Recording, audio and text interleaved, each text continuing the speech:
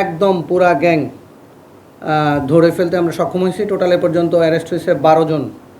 ড্যামরা লেখা, মানে ওনাদের মনে হয় যে এটা ড্যামরা এলাকা হতে পারে। তো ওনারা আমাদের কাছে আসেন, আমরা ওইখান থেকে খোঁজা শুরু করি। ওরা মানে আসামিরা ওনাদেরকে রিকশায় তুলে দিয়ে বলছে যে মাতুয়াইল চলে যাও। তো ওনাদের ওইটুকু মাথায় আছে এবং লেখা ছিল ড্যামরা। তো আমরা ওনারা যখন আমাদের কাছে আসেন তখন আমরা প্রথমে পিও খোঁজার চেষ্টা করি যে ওনারা ঠিক কোন জায়গাটায় ছিলেন। আর আমাদের একটু কনফিউশন ছিল, এখানে ড্যামরা এবং যাত্রাবাড়ির দুইটা থানারই বর্ডারিং, যে কারণে আসলে মামলা নেওয়ার ক্ষেত্রে পিও তো একটা ইম্পর্টেন্ট জিনিস। তো আমরা শেষে আইডেন্টিফাই করতে পারি যে এটা যাত্রাবাড়ি এলাকায়।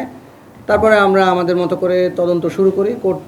করতে করতে একটা সময় পর্যন্ত একদম পুরা গ্যাং ধরে ফেলতে আমরা সক্ষম হয়েছি। টোটালে পর্যন্ত অ্যারেস্ট হয়েছে 12 জন আসামি, মহিলা আছে 2 জন। এখন যখন এই ঘটনা শুনছেন তখন এর মধ্যে থেকে ড্যামরা থানার আরেক ভিকটিম এসে বললেন যে ঠিক এই টিম আমার সাথেও একই ঘটনা ঘটাইছে। পরে আমরা ওনার কাছ থেকে ওইরকম একটা মামলা নিয়েছি।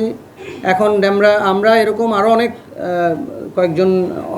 কয়েকজন লোক ভিকটিম পাইছি যারা বলছেন যে না, এরকম ঘটনা আমাদের সাথেও ঘটছে। তো আমরা মোটামুটি পুরো ঘটনায় উদ্ঘাটন করতে পারছি এবং তাদেরকে অ্যারেস্ট করছি।